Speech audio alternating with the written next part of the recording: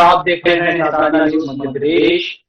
दुनिया जिस तरह से आगे बढ़ रही है, जिस तरह से युद्ध की चपेट में आ रही है। पहले रूस और यूक्रेन का युद्ध शुरू हुआ, लगातार वो चल रहा है कई सालों से। पिछले 7 दिनों पहले ईरान और इजराइल का युद्ध शुरू हुआ, वो भी खतरनाक मोड़ पर आ गया है। और अमेरिका में ट्रंप ने धमकी भी दे दी है ईरान को। पाकिस्तान के माध्यम से बहुत ताजा सूचना के अनुसार पाकिस्तान की सीमाओं से अमेरिका जो है वो ईरान पर हमला कर सकता है। बहरहाल सवाल ये उठता है कि क्या दुनिया विश्व युद्ध की तरफ बढ़ रही है? क्या ईरान और इजराइल का युद्ध का इसका हश्र क्या होगा? भारत की तटस्थता कब तक कायम रहेगी? क्या भारत को भी इस पूरे युद्ध में इन्वॉल्व होना पड़ेगा? आखिर इन सबका परिणाम क्या होगा? दुनिया कहाँ जा रही है? इन विषयों पर बातचीत करने के लिए हमारे साथ में मौजूद है डॉक्टर राम श्रीवास्तव जी, जो विदेशी मामलात के जानकार हैं, जो डीटी के जानकार हैं। सर, बहुत स्वागत करते हैं। हमारे साथ में मौजूद है नम्रता पांडे जी, जो राजनीतिक विषयों की विद्यार्थी हैं। नम्रता जी, आपका भी बहुत स्वागत। Thank you so much sir. और हमारे साथ जुड़ रहे हैं नवीन जैन साहब, जो वरिष्ठ स्तंभकार हैं। हम आपका भी स्वागत करते हैं। राम श्रीवास्तव, सबसे पहले आपसे जानना चाहूंगा कि आखिर जो युद्ध हो रहा है इजराइल और ईरान की हम बात करें, रूस और यूक्रेन की बात हम करें, ये युद्ध की परिणति क्या होने वाली है? सवाल ये है कि क्या हम विश्व युद्ध की तरफ आगे बढ़ रहे हैं? देखिए, पहले मैं ये बता दूं कि विश्व युद्ध की संभावनाएं तो फिलहाल तो बिल्कुल नहीं है, क्योंकि रूस और यूक्रेन के युद्ध का अलग कारण है, इजराइल और हमास का कारण अलग है, इजराइल और ईरान की लड़ाई का कारण बिल्कुल अलग है। और यहाँ तो ट्रंप महोदय बीच में अपने फटे में पैर डाल रहे हैं, इसका कारण बिल्कुल अलग है। पहले तो मैं कारण बता दूं कि रूस और यूक्रेन में युद्ध क्यों हो रहा है। इसलिए हो रहा है कि एक जमाने में यूक्रेन, क्रीमिया, ये सब जो थे आपके जो सोवियत संघ के हिस्से थे। सोवियत संघ के विघटन के बाद जब ये यूक्रेन का निर्माण हुआ, उस समय एक एग्रीमेंट हुआ था। वो एग्रीमेंट ये था कि जिन आज 4 राज्यों पर रूस ने कब्जा कर लिया, उनमें 6 परमाणु भट्टियां हैं। परमाणु भट्टियों का 70% जो बिजली का उत्पादन है रूस के नेशनल ग्रिड में देना होता था, और उनका ईंधन जो है रूस से आता था। न केवल इतना, यूरेनियम की खदानों वगैरह का ठेका रूस को ही था। लेकिन 2014 में 2014 में उसका जो है रिन्यूअल करना था उनको कॉन्ट्रैक्ट का, वो उन्होंने नहीं किया। उसके विपरीत यूक्रेन ने क्या किया कि यूरेनियम का ठेका पश्चिम के देशों को दे दिया, और नेशनल ग्रिड से काटकर वो बिजली उन्होंने यूरोप के देशों को बेचना शुरू कर दिया। इसके अलावा एक और सबसे बड़ा कारण ये हो गया था कि रूस के पास जहाजी बेड़ा तो बहुत है, नेवी बहुत ताकतवर है, लेकिन उसके लिए समुद्र नहीं है। उत्तर में जो है, जहां पर नॉर्थ पोल का रीजन आता है, आर्कटिक रीजन में, वहां पर परिस्थिति यह है कि साल में 10 महीने बर्फ जमी रहती है। पूर्व के हिस्से में अगर आप नक्शे में देखेंगे तो कोरिया के पास उनके पास थोड़ा सा समुद्र बसता है। बाकी जितना भी उनका नेवी था वो पूरा का पूरा काले सागर में से था, ब्लैक सी में से। लेकिन ब्लैक सी में यूक्रेन ने उस पर बंदिश लगा दी। बंदिश लगाई तो मजबूरी में पहले क्रीमिया को कब्जे में करना पड़ा, और फिर बहुत समझाने के बाद भी जब वो नहीं माने तो उन्होंने जो है अटैक करके उन 6 की 6 परमाणु भट्टियों पर अपना कब्जा कर लिया। जैसे कि आप जानते हैं कि अगर यूक्रेन को पश्चिम के देशों का समर्थन नहीं मिला होता, हथियार सप्लाई नहीं होती, तो ये युद्ध कभी का खत्म हो जाता। पर नहीं, क्यों नहीं खत्म हुआ? इसलिए कि उनकी हथियार सप्लाई जो है नाटो और अमेरिका ने बराबर कर दिया। अमेरिका जब यूक्रेन के राष्ट्रपति जेलेंस्की को अमेरिका में बुलाकर ट्रंप ने सामने बिठाकर उनसे कहा कि इस संधि पर दस्तखत करो, सौदेबाजी पर। वो सौदेबाजी क्या थी कि यूक्रेन की जो खदानें हैं उनको 99 ईयर्स की लीज पर अमेरिका को दिया जाता है। तो पहले तो जेलेंस्की मना कर गए, तो उन्होंने उनको डांट के भगा दिया। बाद में जब उनको दबाव पड़ा तो उन्होंने चुपचाप दस्तखत कर दिए। अब रूस को ये लगा कि अरे मेहनत तो मैंने की, और हाँ, इसके बाद जो है रूस जो है संधि के लिए तैयार नहीं हुआ, सीज फायर के लिए, जबकि ट्रंप कह चुका था जिस दिन मैं गद्दी नशीन हूंगा दूसरे दिन जो है सीज फायर हो जाएगा। लेकिन हाँ, जी। डायलॉग ट्रम्प के और उनके अभी भी बने हुए हैं। तभी उन्होंने इजराइल और ईरान के बीच में कहा कि हम मध्यस्थता करने को तैयार हैं। लेकिन मध्यस्थता कौन सी होगी, इसका मकसद क्या है? देखिए, हमास का तो मकसद समझ में आता था, ईरान ने क्यों उस पर हमला किया, क्योंकि शुरुआत की थी हमास ने। और अब इसके बाद गाजा को पूरा नेस्तनाबूद करने के बाद लगभग 55,000 लोग तो मर चुके हैं, उससे ज्यादा ही मर गए हैं। 40,000 लोग अभी भी ऐसा कहा जाता है कि वहां मलबे में दबे हुए हैं, और 1.25 लाख से ज्यादा लोग घायल हैं। ना तो खाने को मिल रहा है, ना पीने को मिल रहा है, लोग बूम और दवाइयों से तड़प तड़प के मर रहे हैं। लेकिन यहाँ बीच में एक बहुत बारीक चीज है जिसको ध्यान देना पड़ेगा दीक्षित जी, वो ये है कि ट्रम्प का ये कहना था कि आप गाजा पट्टी के जितने भी पैलेस्टीन हैं उनको जॉर्डन में भेज दो, सीरिया में भेज दो, पूरा गाजा पट्टी खाली कर दो, हम वहां पर तुमको सुरक्षा की गारंटी देते हैं और इसको वर्ल्ड का बेस्ट पिकनिक स्पॉट बना देंगे। तो वो तो ट्रम्प जो है व्यापारी आदमी, अपना लाभ देखता है, और यही कारण है कि इसके बावजूद भी आज की तारीख तक गाजा में बराबर इजराइल के हमले हो रहे हैं। न केवल इतने हमले हो रहे हैं, अब बीच में ईरान कहां से आ गया, क्योंकि ईरान सप्लाई कर रहा था हथियार किसको, हिजबुल्लाह को, वो शिया है, और दूसरे हुतीस को। तो पहले तो इन्होंने, यूके ने, अमेरिका ने मिलकर हुती को बर्बाद किया, उनके जितने भी टर्मिनल पॉइंट थे उनको सब उड़ा दिया, और हिजबुल्लाह का तो सत्यानाश ही कर दिया। अब इनके जब आर्म कट गए तब उन्होंने ईरान पर हमला किया। ईरान पर हमला किसने किया? इजराइल ने किया। क्यों किया? क्योंकि जो खोमेनी है उन्होंने एक बार नहीं कई बार कहा है कि हमारा जिस दिन एटम बम बन जाएगा उसका हम सीधा इजराइल के ऊपर अटैक करेंगे, क्योंकि उनके धर्म ग्रंथ में कहीं लिखा हुआ है कि यहूदियों को जमीन पर रहने का अधिकार नहीं है। और जितना भी दुनिया में अभी तक आतंकवाद पनपा है, जन्म तो हुआ है आतंकवाद का पाकिस्तान के पंजाब में, और फैला फूला कहा है सीरिया में है, उसको समर्थन किसने दिया है? ईरान ने दिया है, तालिबान ने दिया है। तो हकीकत ये है कि इस चीज को इजराइल कभी सहन नहीं कर सकता था। जब ये पता लगा कि इन्होंने जो यूरेनियम 233 है वो इतना बना लिया कि उससे 8-10 जो है परमाणु बम बन सकते हैं। अभी तक क्यों नहीं बने? इसलिए नहीं बने कि उन्होंने मटेरियल तो इकट्ठा कर लिया, लेकिन डिटोनेटर नाम की जो चीज होती है वो अभी उनके पास नहीं है। लेकिन यहाँ जो बारीक चीज है वो ये कि ट्रम्प की नजर एक व्यापारी के रूप में है, और वो भी व्यापारी कौन सा, जो मर्चेंट ऑफ वेनिस की किताब में शाइलॉक नाम का एक कैरेक्टर होता था, बिल्कुल उसी तरह की है। और यही एक कारण वो हमेशा टैरिफ बात चालू कर दी थी, फिर सौदेबाजी करते हैं, फिर उन्होंने 145% टैक्स लगा दिया। आज सुबह क्या बोलते हैं, शाम को क्या बोलते हैं, कभी कहते हैं कि हमने पाकिस्तान के बीच में सीज़फायर करा दिया, कभी कहते हैं नहीं कराया। तो he is very unpredictable person, वो क्या कहते हैं क्या करते हैं किसी से भी छिपा नहीं। उनकी नजर यहाँ जो है वही नजर है जो किसी जमाने में अमेरिकन के पेंटागन की पॉलिसी के हिसाब से इराक में थी, लीबिया में थी। इराक में सद्दाम हुसैन पर क्या आरोप लगाया था कि सद्दाम हुसैन के पास बायोलॉजिकल वेपन्स हैं, मास डिस्ट्रक्शन के हथियार बन रहे हैं। कुछ मिला क्या? नहीं, खत्म कर दिया। और राम श्रीवास्तव जी, सवाल यही उठता है कि जैसा आपने कहा कि ट्रम्प जो है सुबह कुछ कहते हैं, दोपहर कुछ कहते हैं, शाम को कुछ कहते हैं। इवन वहां अमेरिकन जो जनता है, अमेरिका के जो लोग हैं, वो भी इस बात को महसूस कर रहे होते हैं। बावजूद उसके इस तरह से पूरी दुनिया भर में इंटरफेयर जो है, इस पर मैं सवाल आपसे करूंगा। नवीन जैन साहब भी जुड़ गए। नवीन जी, बहुत स्वागत करते हैं आपका, आपसे हम बात करेंगे। लेकिन नम्रता जी जुड़ी हुई है। नम्रता जी, राम श्रीवास्तव जी को आपने सुना है, सवाल सबसे पहले यही पैदा होता है कि अमेरिका क्या वाकई इतना मजबूत है कि पूरी दुनिया पर जैसे जो कहेगा वो होगा, जिसकी लाठी उसकी भैंस? क्या वाकई उसके पास में लाठी है? क्या वाकई वो इतना मजबूत है कि पूरी दुनिया को कंट्रोल कर सकता है? जी सर, अमेरिका कितना मजबूत है ये हमने कोविड एरा में भी देख लिया था कि कोविड के टाइम पे ही पूरे वर्ल्ड ने ये विटनेस किया, पूरी दुनिया ने इस बात को देखा कि वो कितना मजबूत रहा।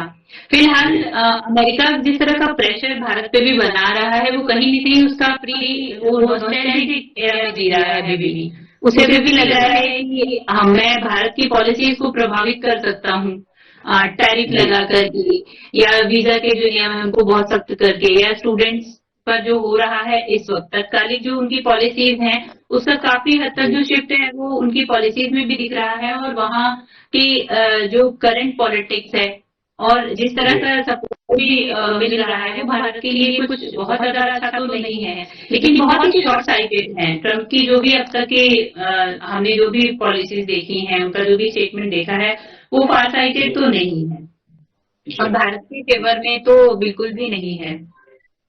वो कहीं नहीं नमस्ता जी, इसराइल और अगर वो इसराइल का युद्ध हो या इसराइल और ईरान का युद्ध हो या क्रोशिया या यहाँ का युद्ध हो रूस का, वो हर जगह अमेरिका जो है वो सरदार की भूमिका में रहता है, क्या कारण है?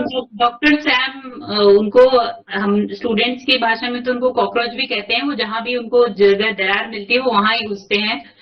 तो अंकल सैम जो है वो व्हाइट मैन बर्डन अभी भी शायद लेकर ही चल रहे हैं, और कहीं न कहीं उनकी जो इंडिया की ऑटोनॉमी है वो खस रही है कि कैसे हम इतने संप्रभु हो रहे हैं, हम अपने फैसले ले रहे हैं, और हमारा जो एक डिप्लोमेटिक स्टैंड है जिस तरह का, हम जिस तरह से कूटनीतिक ढंग से बहुत ही धीरे बहुत ही केयरफुली एक एक स्टेप रख रहे हैं, और सभी स्टेप में देखिए इंटरनेशनल रिलेशन में ऐसा नहीं होता है कि कोई किसी का या दुश्मन जैसा नहीं होता है, बहुत साफ सी बात है, हर कोई अपने हित को साधेगा।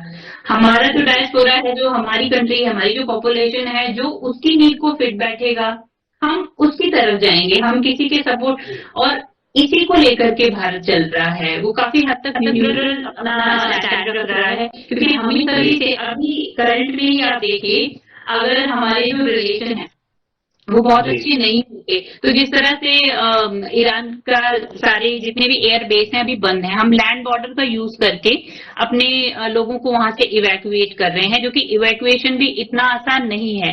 अगर आप देखिए तो लैंड बॉर्डर हैं जो भी हैं वो हमारे जो इंडिया के रिलेशनशिप हैं वो बहुत अच्छे नहीं हैं। अगर आप तुर्की को देखिए, रिसेंट जो भी डेवलपमेंट हुई ऑपरेशन सिंदूर के टाइम, तो वो बहुत जी। तो कहीं न कहीं अमेरिका ना अभी भी चाह रहा है कि वो अपनी हेजेमनी को जो है वो स्टैब्लिश कर पाए। जी, सवाल ये भी है नम्रता जी, यदि हम नवीन जी की बात चलते हैं, नवीन जी, नम्रता जी ने कहा है कि अमेरिका जो है वो ट्रम्प गाहे बगाहे हर जगह खड़े दिखाई देते हैं। आपसे भी यही सवाल करता हूँ कि क्या आपको लगता है, क्योंकि आप एक बहुत सीरियस ट्रम्प का इन मामलों को देखते रहते हैं, क्या आपको लगता है कि अमेरिका वाकई स्थिति में है पूरी दुनिया में अपना डंडा लगा सके, जहां चाहे वहां पर अपना राज कर सके, जो चाहे मनवा सके, क्या वाकई ऐसी स्थिति है या वो सिर्फ शो ऑफ कर रहा है? नवीन जी मेरी आवाज आप तक पहुंच रही? शायद आपका म्यूट ऑडियो म्यूट है शायद।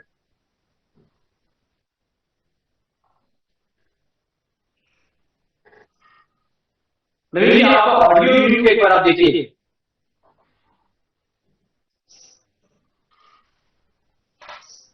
जी चलिए नवीन जी, जब तक अपना ऑडियो ठीक करते हैं, आपसे संक्षिप्त करना चाहूंगा कि क्या वाकई अमेरिका इस स्थिति में है कि वो पूरी दुनिया पर राज कर सके, पूरी दुनिया में जहां चाहे वो कर सके? अमेरिका का ये जो एटीट्यूड है ये बहुत पुराना है, आज का नहीं है। द्वितीय विश्व युद्ध में उसने एटम बम फोड़कर जो जापान के साम्राज्य को जो है स्थापित कर दिया, इसके बाद उसकी पर और बढ़ी, और उसने 1945 के बाद डिप्लोमेसी रखी है। मैं समझता हूँ। चलिए नवीन जी बात करते हैं, नवीन जी जुड़ गए हैं, उनसे बात करते हैं। जी आवाज आ रही है आपको? जी नवीन जी बोलिए। अब आवाज आ रही है? जी बोलिए नवीन जी, बोलिए, आवाज आ रही है। देखिए, रूस से अमेरिका को ये भरोसा नहीं है कि वो खुद मुखिया देश, आपने कहा कि उसकी लाठी से वो मंगाएगा, पर ऐसा कभी नहीं होगा। वियतनाम युद्ध देख लीजिए, उसको भागना था। आप अफगानिस्तान देख लीजिए, भागना था। तत्काल अभी का देख लीजिए आप कोविड में, भाई दवाओं के लिए उसको हमें डराना पड़ा, मतलब भारत को, है ना। जी अमेरिका के पास बस एक पावर है, तो वो पावर है इकोनॉमी। जी सोने के भंडार में अमेरिका के पास दुनिया में जो सोने का भंडार है वो सबसे नंबर 1 अमेरिका के, तो उसकी जी। वो शक्ति और दूसरा हथियार। लेकिन हथियारों के मामले में बहुत कम लोगों को मालूम है उससे आगे रशिया है जी ना। तो ऐसा कुछ भी नहीं है कि अमेरिका जिसको हाकेगा वो वैसे हाके जाता है, पता ही नहीं। तो ट्रंप साहब को तो सबसे बड़ी गलत फहमी, ट्रंप साहब के बारे में किताब लिखी थी उन्हीं के देश के एक बड़े पत्रकार जिन्होंने निक्सन की सरकार गिरा दी। उनका नाम है बॉब वुडवर्ड जी और वो वॉशिंगटन पोस्ट के अभी भी एसोसिएट एडिटर है। तो उन्होंने उनके बारे में लिखी है किताब 450 पेज की, अमेरिकी इतिहास के सबसे विवादास्पद राष्ट्रपति। तो भाई इलन जो मस्क का आगे भी सपोर्ट चलता है उनके हाथ से। इलन मस्क भी रिसेंट ही रिजाइन कर दिया। इलन मस्क जो कि वेनेजुएला में थे। जी जी जी मतलब ये मस्क को जोड़ना चाह रही है, एलन मस्क का प्रकरण भी हमने देखा है। कुछ नहीं है कि अमेरिका अमेरिका दरअसल भारत की प्रगति से उसके पेट में दर्द है। हमारी जो इकोनॉमिक ग्रोथ है 10 साल से, वो उसकी प्रगति, वो उसके पेट का दर्द है या पेट का भगोड़ा। तो दूसरा ये जो इजराइल वाला मामला है, इजराइल वाला मामला, आप यहूदियों को क्यों नहीं जिंदा रहने देना चाहते? उन्होंने आपका बिगाड़ा क्या है? मात्र इसलिए कि नस्ल के आधार पर आपको मार देंगे है। एक मुट्ठी भर देश थे वो 1948, दुनिया के सबसे बुद्धिमान कौम यहूदियों को माना गया। जी बहुत कम लोगों को मालूम है कि आइंस्टीन, अल्बर्ट आइंस्टीन यहूदी थे। उनसे कहा गया था कि मारा जाएगा और राष्ट्रपति बन जाओ, तो उन्होंने कहा मेरे को चश्मे का तो ध्यान रखता नहीं है, देश कैसे संभालूंगा। ये यूक्रेन की जो राष्ट्रपति है, सर न सिर्फ यहूदी ही नहीं, मुझे लगता है किसी भी नस्ल को, कोई भी मानव जाति हो या किसी भी मानव जाति के लिए आप ऐसी नशल सोच कैसे रख सकते हो? हाँ ऐसी डिफरेंस सोच किसी के लिए भी रखना अनुचित है। और जहाँ तक नम्रता जी, मेरा निवेदन ये है कि हम हिंदुस्तानी लोग हैं, हम तो केवल हमारे विश्वास ही करते, चीटी भी अपने रास्ते जाएंगे। जी जी अहिंसा हमारे सिद्धांत इसी देश ने दिए, या जैन हो रहा हूँ इसलिए नहीं कह रहा हूँ, इसी देश ने दिया ना। 6वीं शताब्दी में बुद्ध ने, तो अमेरिका जो है गुंडों का देश है।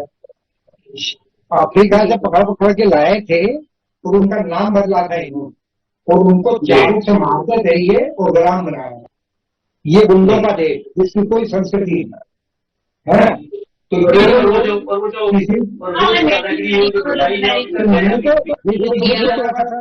नहीं किसी से शासन कर सकते, इनका मतलब ये है बस ये मुर्गे लड़ाते हैं।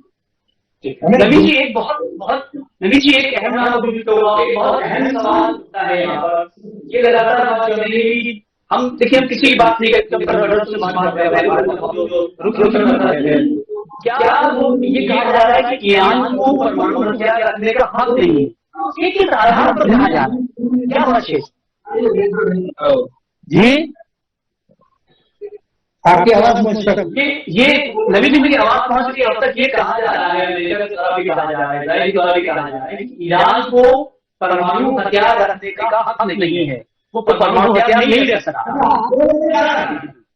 नहीं, आप कौन होते हैं भाई? एक जमाने में परमाणु क्लब था, एटॉमिक क्लब, जिसमें 4 राष्ट्र शामिल थे, अमेरिका, रशिया, ब्रिटेन, फ्रांस। हमने परमाणु शक्ति प्राप्त की, इंदिरा जी के बाद अटल जी, हमने दम ठोक के परमाणु शक्ति प्राप्त की। किसी ने क्या बिगाड़ दिया? किसी ने क्या पार्टी प्रतिबंध लगा लिए? आप करने वाले होते कौन हैं? बहुत अच्छी बात है, नहीं, आपको नाश्ता करेंगे क्या हम? जी जी 101 अरब 40 करोड़ के देश है हम, 800 साल गुलामी मुक्ति है हमने, अपने दम पूरे इस देश और यही बात शायद ईरान भी कह रहा है। नवीन जी, ऐसे समय में राम चौधरी के पास चलते हैं। राम चौधरी यही समझ आपसे कहना चाहूंगा कि ये कहा जा रहा है के द्वारा, और मैं फिर से कह रहा हूँ कि हम कितने तटस्थ भाव से बात कर रहे हैं, इसलिए कह पा रहे हैं। वो ये कह रहे हैं कि ईरान को परमाणु हथियार रखने का हक नहीं है। इसका आधार क्या है? देखिए, इसका आधार सिर्फ एक ही है कि ईरान की जो तानाशाही कहा जाएगा, जो सर्वोच्च ताकत के धर्मगुरु हैं, खोमेनी ने एक बार नहीं कई मरतबा ये कहा है कि हमारा जो बम बनेगा वो इस्लामिक बम होगा और हम उसका उपयोग इजराइल के ऊपर करेंगे। और इस बात की पूरी संभावना है कि जिस तरह से उन्होंने हिजबुल्लाह को समर्थन दिया था, जिस तरह से उन्होंने हमास को आगे समर्थन करके उस पर इजराइल पर हमला कराया था, उसका उद्देश्य क्या था? उसका उद्देश्य यही था कि उनके धर्म ग्रंथों में कहीं किसी जगह लिखा हुआ है कि यहूदियों को पर रहने का अधिकार नहीं है, और यही एक कारण है कि मजबूर होकर इजराइल को इनके ऊपर आक्रमण करना पड़ा। अगर ये शादी करना पड़े और अगर ये आतंकवादियों को इस तरह का संरक्षण नहीं देते, कि आईसिस क्या है, सीरिया बर्बाद क्यों हुआ है? इसीलिए हुआ है कि आतंकवादियों को पुष्टि किसने की है? ईरान ने की है, तालिबान ने की है, और ये कब तक मानवता सहन करेगी? उसका सबसे ज्यादा परेशानी किसी को उठाना पड़ रही है तो भारत को उठाना पड़ रही है। आज ऑपरेशन की जरूरत क्यों पड़ी? क्योंकि पाकिस्तान अपनी हरकतों से बाज नहीं आ रहा। पाकिस्तान की हरकत तो इस सीमा पर है कि देखिए मुनीर को जो है अमेरिका में डिजिटल पिटा रखा है, उनको लैंड पर उड़ाया है ट्रम्प ने बुलाया, और उन्होंने आधे घंटे 1 घंटे गुप्त वार्ताएं की है। और गुप्त वार्ताएं अभी दोबारा अभी रात के समय जब 5 दिन होगा तब जो है वो वहाँ के रक्षा मंत्री से ही मिलेंगे और दूसरे लोगों से भी मिलेंगे, आर्मी के लोगों से भी मिलेंगे। ये सब क्या हो रहा है? ये सिर्फ इसलिए हो रहा है कि मुल्ला मुनीर ने गोल्डन सिटीजनशिप लेने के लिए अपने तीनों बच्चों को, अपनी बीवी को अमेरिकन नागरिक बना लिया है, क्योंकि उनको मालूम है कि अगर अमेरिका को अनुमति दे दी गई कि पाकिस्तान की सीमा का उपयोग करके ईरान के ऊपर हमला करें, तो वहाँ के कट्टर मोल्ला मौलवी उनको कतई बर्दाश्त नहीं करेंगे, और चीन तो कभी करेगा नहीं। यही चीन जो है डिप्लोमेटिक एजेंडा से टीटीपी के लोगों पर बातचीत कर रहा है, बलूच लिबरेशन आर्मी के लोगों से वो समझौता कर रहा है, क्योंकि ग्वादर के पास जो उसकी कॉलोनी है, जो कोयले की खदानें हैं, जो तांबे की खदानें हैं, जो वहाँ पर यूरेनियम की खदान है, पर दे दिया गया है। तो जो चाइना पाकिस्तान इकोनॉमिक कॉरिडोर है, उसका असली मकसद क्या है? चीन कभी युद्ध में नहीं आएगा, लेकिन हाँ जिस देश में भी जाएगा पैसा फेंक कर वहाँ के भ्रष्ट राजनीतिज्ञों को अपने कब्जे में कर उसका वो आर्थिक शोषण करेगा। और वही हालत कहाँ हुई थी? आपके श्रीलंका में हुई थी। वही हालत करने की कोशिश कर रहा था कहाँ? बांग्लादेश में। और बांग्लादेश अगर अभी भी नहीं संभला तो उसकी हालत भी वैसी होने वाली है। म्यांमार में क्या हो रहा है? चीन जहां भी गया, जहां पैर पड़े संतों के हो गया बंटाधार। वो ऐसा संत है कि वो बंटाधार करने के लिए आता आर्थिक रूप से। अभी हमसे सिर्फ आके मिलाकर हम इसलिए बात कर सकते हैं कि एक समय था जी कि भारत को सोने की चिड़िया कहा जाता था, और सच में था, लेकिन हमने अपनी रक्षा के लिए कभी इतना ध्यान नहीं दिया। अरे 1923 में प्रथम विश्व युद्ध के पहले 1 अमेरिकन डॉलर कितना पतला था। अरे हमारे यहाँ 1 रुपया जो पंचम जार्ज का चलता था, 1 तोले चांदी का होता था, उसमें 13 अमेरिकन डॉलर आते थे। और आजादी के समय 1 डॉलर की कीमत 1 रुपया हुआ करती थी। आज अगर 1 डॉलर की कीमत 1 रुपया होती तो मेरे ख्याल से आप महीने में 2 बार अमेरिका जाकर वहां पर मार्केटिंग कर आते। लेकिन हमारे आज जितने भी लोग वहां गए हैं, किस लिए गए हैं?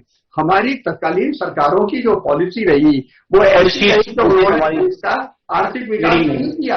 अब जब देश आर्थिक विकास की ओर जा रहा है और आज दुनिया की सबसे बड़ी ताकत बनने जा रहा है, 2047 में तो आप मानकर चलिए कि हमारी जो इकोनॉमिक स्टेटस होगा दुनिया में नंबर 1 होगा। और उसका एक बात है कि अब हमने केवल सोने की चिड़िया बनने के साथ अपने बाहुबलों में भी ताकत रखी है। मेक इन इंडिया के तहत आज हमारे आकाशी कितने सक्सेसफुल है, हमारा ब्रह्मोस कितने सक्सेसफुल है। अब हम विदेशों से हथियार नहीं खरीदते, टेक्नोलॉजी लेते हैं, हमारे यहाँ विकसित करते हैं और वो उससे भी आगे बढ़ जाती है। यही कारण है कि आज अमेरिका भी हमसे थोड़ा सा डरता है, घबराता है, वो उस तरह से डील नहीं कर सकता जैसे पाकिस्तान डील कर रहा है। और यही समय अब नहीं रहा है, बिल्कुल सही है। रामचंद्र जी, बहुत चूंकि समय का मैं संक्षिप्त एक बात और करना चाहूंगा, ये जो इस वक्त जो हालात चल रहे हैं, अब बात हम यूक्रेन की, रूस की करें, ईरान की करें, इसका हल क्या होगा आगे? आज से साल 2 साल के बाद में क्या नजर कौन सा ये संक्षिप्त जवाब ले लेते हैं? बहुत संक्षिप्त है, मैं आपको बता दूं कि सबको पता है कि दुनिया का जो तेल है वो 50 साल बाद खत्म हो जाएगा और 2075 तक दुनिया में कोई आज नहीं रहेगा, कम से कम अरेबिक कंट्री का खत्म हो जाएगा। तो सद्दाम हुसैन पर आरोप लगाया कि वेपन्स ऑफ मास डिस्ट्रक्शन है, नहीं निकला। ईरान पर भी एटम बम का आरोप लगाकर वहां पर हमला कर रहे हैं, नहीं निकलेगा। गद्दाफी को भी उन्होंने इसी तरह हटाया था। तो पश्चिम के देशों का और अमेरिका का खुद का जो भंडार है कहां पर, अलास्का में, उसको तो वो छू नहीं रहे हैं, लेकिन उनकी नजर यहाँ जरूर है और वो खोमनेई को सत्ता से हटाकर उसके लिए पर्चे बांट रहे हैं। और रजा पहलवी के पोते का वहां पर इस समय उन्होंने, इजराइल ने उनका जो नेशनल टेलीविजन है उसको हैक कर दिया और उनका भाषण वहां डिस्प्ले हो रहा था, पैम्पलेट बट रहे थे। यही एक कारण है कि वो निश्चित रूप से इसको इराक जैसा बनाकर रखेंगे और तेल का शोषण करेंगे। ये अमेरिका की चाल है, अमेरिका की नीति है। नम्रता जी कुछ कहना चाह रही थी और आपसे भी कहना चाहूंगा कि क्या हल देखती हैं आप इस सारे युद्धों का? जी सर, मैं बस ट्रांसफर से एक ही चीज मतलब जानना चाह रही थी कि क्या कहीं ना कहीं इसमें रेयर अर्थ मिनरल का भी रोल है, क्योंकि रेयर अर्थ मिनरल आज के टाइम में सबसे ज्यादा ज्वलन मुद्दा है, आपकी इकोनॉमी को सबसे ज्यादा बूस्ट कर रहा है और जरूरत होती है। हम रेयर अर्थ मिनरल के लिए कहीं ना कहीं डिपेंड है, हमारा जो 92% है वो चाइना से ही आता है और ईरान उसका बहुत बड़ा स्कोप है। ईरान में रेयर अर्थ मिनरल काफी ज्यादा पाया जाता है, तो कहीं ना कहीं ये लिंकेजेस जुड़े हैं या नहीं, बस इतना सा जानना चाह रही हूँ। तो जोड़ा जा सकता है। हकीकत ये है कि एक कदम आगे साइंस आगे बढ़ चुकी है। अभी जो है निकल 63 नाम का जो एक पदार्थ है वो रेडियो एक्टिव है, उससे जो बीटा किरणें निकलती हैं उनसे उन्होंने सेमीकंडक्टर में पास करके उससे करंट बना ली है। और वो करंट कितना है, निकल 63 का हाफ लाइफ टाइम पीरियड है 100 ईयर्स का। 50 साल तक की जो बैटरी होगी उसमें आपको रिचार्ज करने की जरूरत नहीं पड़ेगी। वो दिन आ गया है और निश्चित रूप से ये इतना रिवॉल्यूशनरी चेंज है कि रेयर अर्थ एलिमेंट वाली जो मामला है वो अब सेकेंडरी हो गया। हालांकि आज की तारीख में बहुत जरूरी है, रेयर अर्थ एलिमेंट से जो परमानेंट मैग्नेट बनते हैं छोटे और ताकतवर, उनसे इलेक्ट्रिक व्हीकल के लिए बहुत जरूरत होती है और डिफेंस के इक्विपमेंट भी उससे चलते हैं। लेकिन साइंस बहुत तेजी से आगे बढ़ रही है। जैसे कि हमारे हिंदुस्तान के ऊपर जिस समय बंदिश लगी थी, हमने इसके बावजूद भी हमने अपनी तरकीब से एटम बम का विस्फोट किया था। और निश्चित रूप से बंदिश कितनी भी लगा ले, आज अमेरिका में भी 38% से ज्यादा साइंटिस्ट हिंदुस्तानी है, डॉक्टर्स हिंदुस्तानी है। बगैर हिंदुस्तान की मदद के, दिमाग के, वहां पर इतना ताकतवर नहीं हो सकता था। अब वो समय आ गया है कि हमारे हिंदुस्तान में रहकर हम अपने देश का जो है यहाँ पर साइंस एंड टेक्नोलॉजी में आगे बढ़े। और मुझे निश्चित पूरा विश्वास है कि अगले 10 साल के अंदर हिंदुस्तान का नक्शा एकदम अलग होगा। चलिए रामशंकर जी, बहुत महत्वपूर्ण जानकारी आपने दी और दे रहे हैं। हम चाहते हैं कि लगातार जानकारी पहुंचते हैं, लेकिन समय की अपनी सीमितता है। बहुत सारा धन्यवाद उनसे बातचीत करने के लिए। नम्रता जी आपका भी बहुत धन्यवाद। आप देखते रहिए साथ में न्यूज़ मध्य प्रदेश। नमस्कार।